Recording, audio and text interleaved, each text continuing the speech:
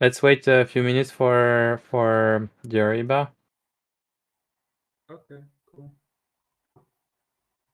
Oh, by the way, I can hear Ruben only if you are unmuted in GC, Alex.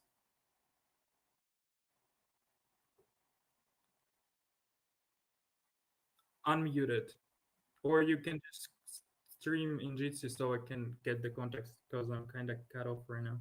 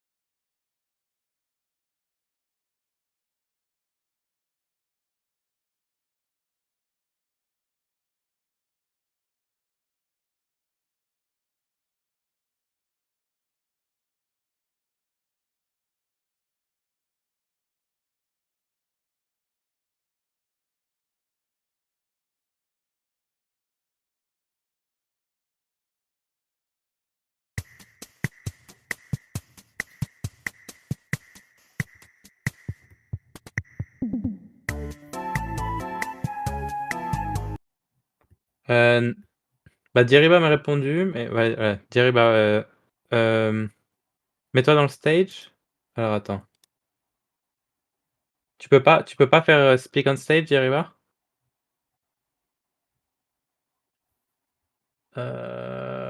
Comment est-ce qu'on fait? T'as pas de speak on stage, Dieriba? Non, bah du coup il peut pas me répondre.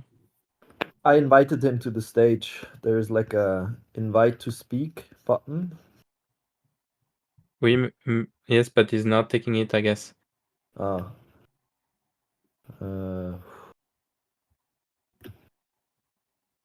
Invite to speak, yeah. Dieriba, si tu nous entends, il y a un truc que tu peux faire pour rejoindre le stage, ça doit être en bas à droite.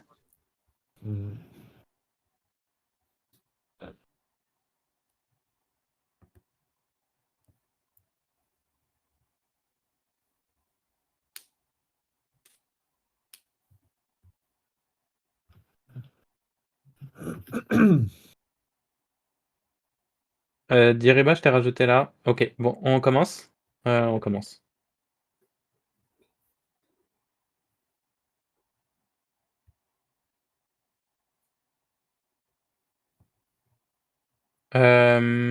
Pourquoi je peux pas start the event?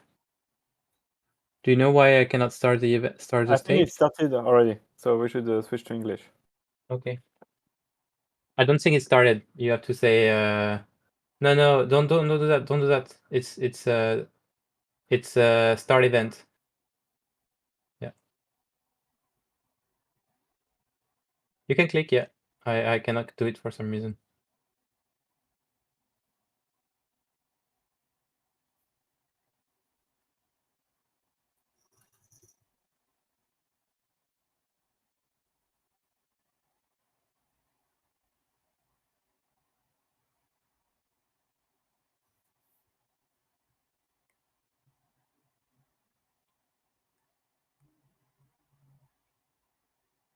Hello everyone. So we're doing the weekly like every week. We're gonna let a few minutes for everyone to come in. Alex, maybe you can stop sharing your screen for the moment. And we'll leave just a few minutes for everyone to join if they want to, and we're also live on YouTube. So Henri, if you want to share the URL of the live stream on YouTube for people that prefer the YouTube format. And also it's on general. I shared it. Great. So we'll start at 50.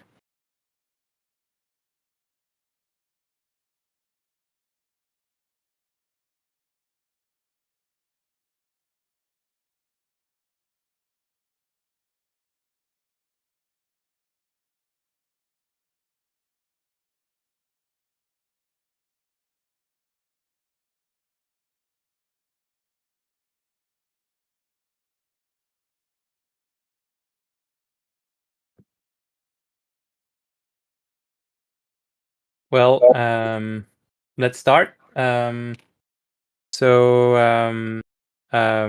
every week, basically, we're gonna present the work that we've done and also the project that we have planned. And at the very end, we're gonna allow some time for questions and Q&A and feedback.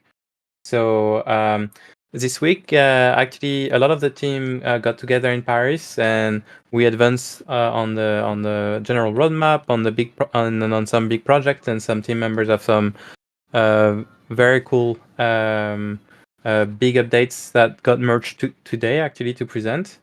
And myself, I'm working on some new options for the client, still working on the full code UI builder similar to v0.dev, but I have nothing to present at the moment that is fully polished. So I will leave the microphone to Alex. Alex, do you want to take over? Yeah, I can. Or I think it might be easier if you Hugo start from the. Okay. Let me share my screen. Right. So this week I worked on a feature for a custom proposal. So this is mostly for enterprise users. Basically, we've introduced a few weeks ago this new pricing based on compute units, which is based on memory limits on each worker. And we had the feedback that it's sometimes a bit we're kind of lacking information just from that single number here to have like a precise idea of how many compute units each customer is using. So we've added this new graph, which basically for in the last 30 days shows for each worker group and on each instance how many compute units they're using on every day. And yeah, I mean, the goal is just to make everything more transparent, and I think it's makes it quite clear. And yeah, that's all for me. Yeah, that's great. And just for a little bit of context, the way we compute usage is for provision workers, but we do it with a minute granularity. So this basically allow us to be more transparent with what we've reported every day. And so it also works with, we've introduced auto scaling a few weeks ago. And so now the billing is more transparent for people that have a lot of variable loads, and they can verify that it corresponds to their actual load in their infrastructure. So this is very cool. It's going to make it clearer for everyone. And yeah, thanks a lot. I think we can go straight to Ash. If you want to showcase the work you've done, I think you're going to present to us multi-Python that you've presented a few times already, but now it's actually fully merged to main. It's actually available in the cloud, and so everything that Ash will show you is actually something you can do on the latest Windmill and on the cloud version of Windmill. So it's a very powerful feature, and I will let Ash showcase the rest.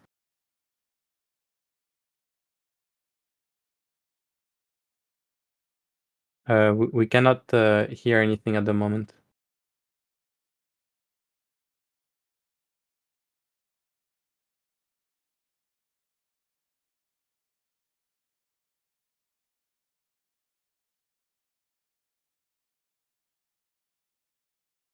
Still not. Maybe Alex.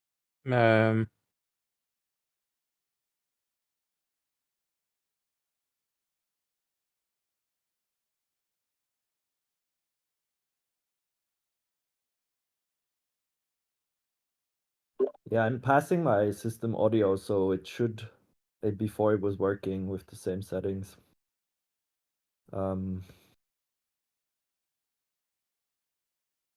I also can't hear Ash through my audio through Jitsi. So I think this is a cursed setup, but and anyway, maybe Ash, do you want to just share your screen and I can do the voiceover?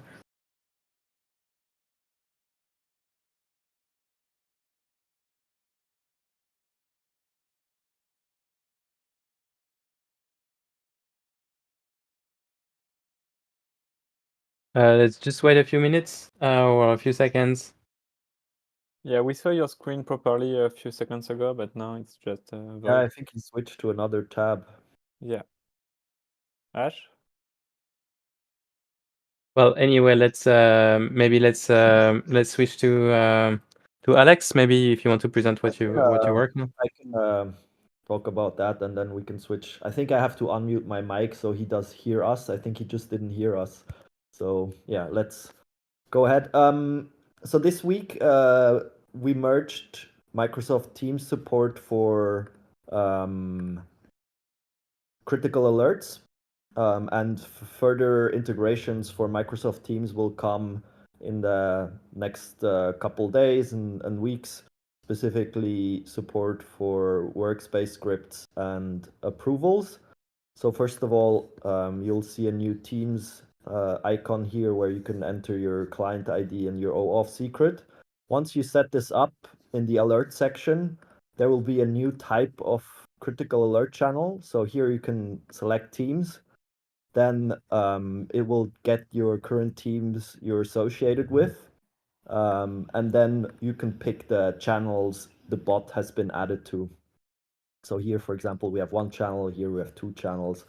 You can refresh the channels you're in if you add bots, and you have the feature to test channels. Once you send a message to Teams, you can see here, I just sent a test message here, critical alerts, and basically, yeah, as you've seen this work with Slack, it's basically the same thing with Teams now here. The other feature I was working on this week was workspace settings, operator visibility settings per workspace. So we can see that here this workspace test has a basic user that is an operator. And right now the visibility is set to on for all the sub settings. And if we go here, what does it mean for the operator? It basically means they see run schedules in more. They have a whole list of other menu items. In some cases, you want to hide these things from the users because they don't have any understanding of the context of or even what Windmill is. So you can basically choose to disable all or disable individual items. Let's say, let's disable a bunch just for demonstration purposes. You refresh the page, and then you'll see that now they're only the ones we activated visible in the operator menu. I'm not sure if this is very visible, so I'm zooming in a bit, but yeah, here you see I disabled some. If I disable all, go back, refresh, you'll see that now I basically have the home menu and some account settings, and that's it. So that's it from my side. Now let's try again with Ash, where I'm gonna unmute now. Ash, can you hear us? Yeah. Can you hear me? Yes, we can hear you. I'm gonna mute myself on Discord so we don't hear you twice. Okay, cool. So this week I'm presenting you the multi-Python version support. The feature we're already trying to present for quite some time, but now I think it will work greatly. And now I am on cloud, so it is. Ash, if you can hear me, you're just not very loud. Here's the thing. By default, you have Python 3.11 version, and when you run it, this specific script, it says that invalid syntax here in type foo, but if we specify annotation here a Py 3.13 and test run it, it will first install Python 3.13, then execute it, and we just changed the version it's running on. This specific script, it does not affect others. So, and if you deploy it, it will load up, and in log file we will see the Py 3.11. So every time you run it in your deployed version, you you will get this Python 3.13 version. There is another way to set it up in instance settings, but I don't have access it here. So it is just for admins. When you go to the instance settings, you choose your default version, and all the scripts will use that. For the backwards compatibility, we have that if you have already deployed scripts that are not that are before this version, they will always use Python 3.11 until you redeploy it again. And that after you deploy the script, it will get either annotated version here or instance Python version in the instance settings. It will greatly improve future proofability for Windmill, for Python specifically, because now we have the way to specify the Python version. Yeah, I think that's it for me. Yeah, and if you can stop sharing your screen, Alex, I'll just showcase the setting that Ash couldn't showcase very quickly.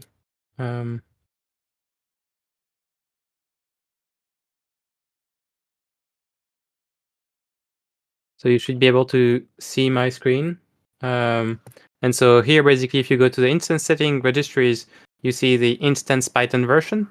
And right now, basically, latest table is Python 3.11, which means that everyone which will not specify anything is going to be on 3.11. It allows the system administrator to decide which is going to be the default version.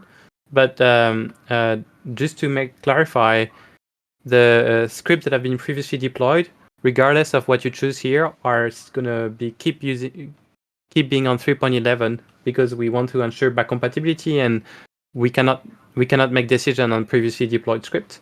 However, for any scripts that are newly deployed after we are on this version of Windmill and further, then it's going to be decided by what you pick as the instance Python version.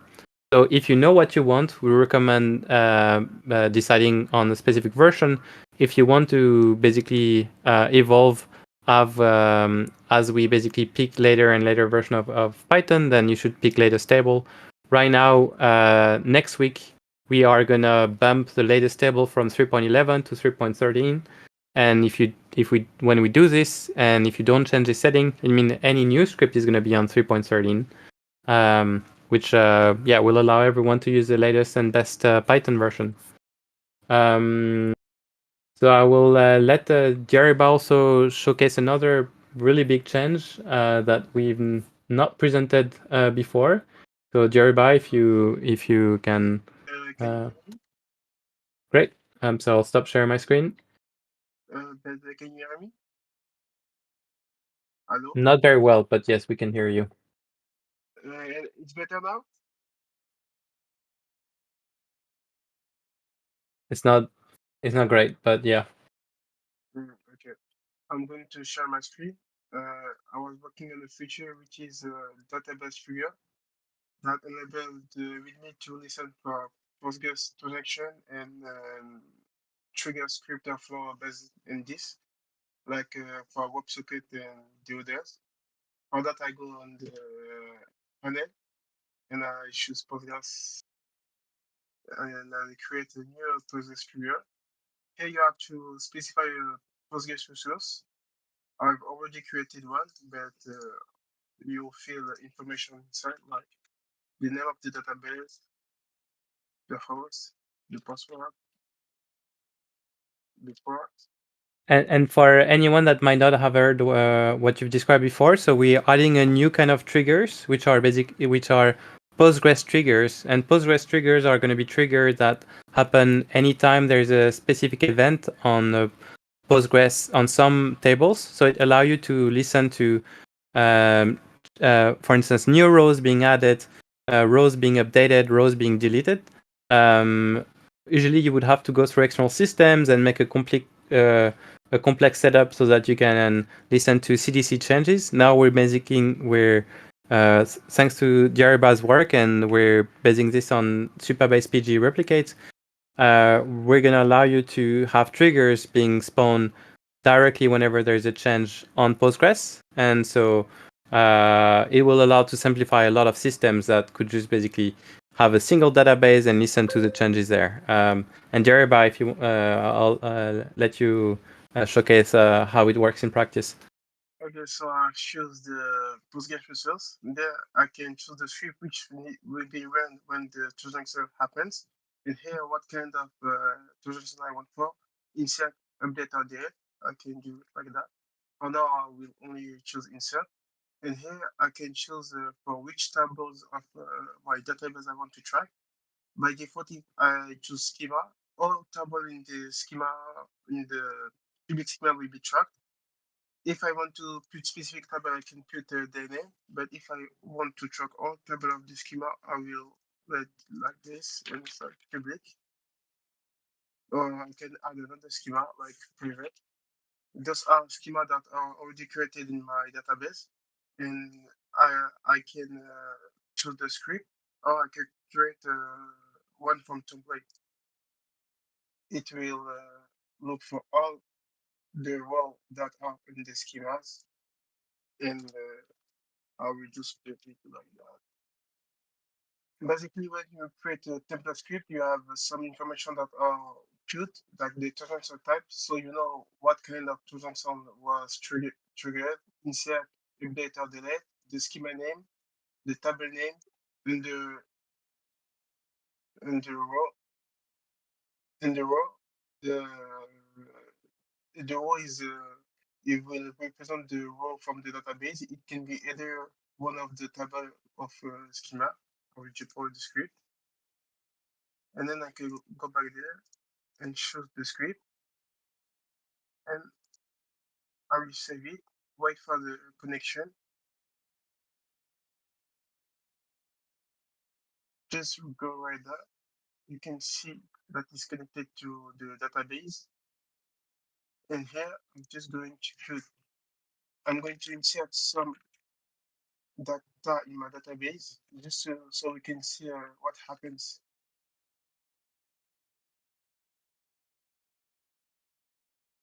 Now you can see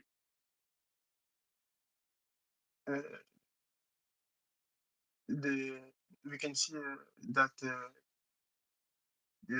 I inserted 5 rows, and the trigger has been run, and we can see the script has been run because I inserted 5 rows, and you can see. Super cool. And yeah, I mean, again, I mean, it's a very powerful features. For instance, you could imagine creating a flow every time a user is created and added to the user table. You can even basically hook it back up to the Windmill database to react to some events in Windmill. So Dieriba's shown basically the basic settings, but yeah, it has a lot of more advanced settings, and you can choose the columns, you can specify a few tables. So it's from the get-go, it's already a very complex, a very a powerful feature. So we're excited to also let people know it's in the community edition, so it's available for everyone, and we'd be super interested to see how people use it in the future. So if you have an interesting use case, feel free to share it with us.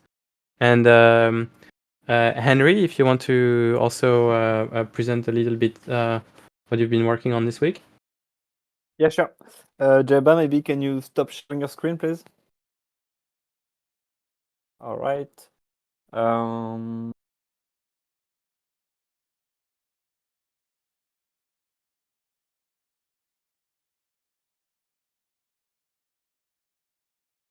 Okay. Do you see something?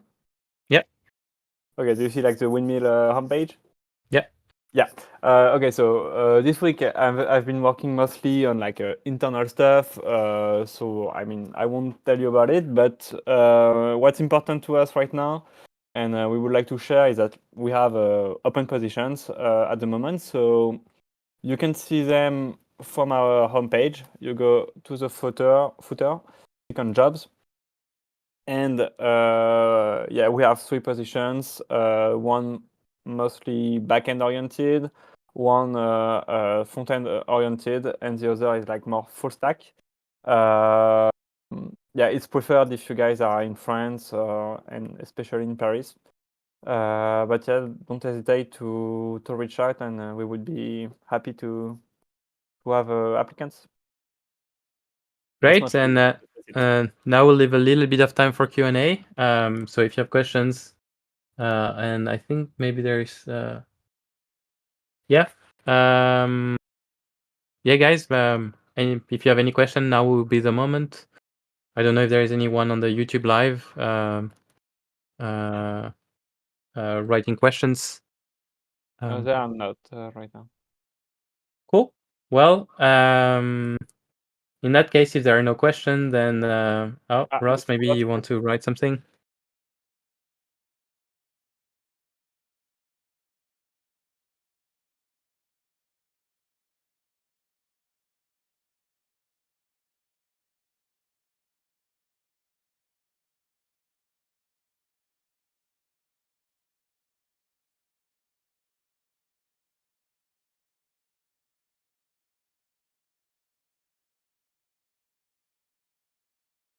Well, anyway, no questions. So everyone have a great week. Yeah, and thanks, Ross. Bye. Have a great week. Bye. Bye.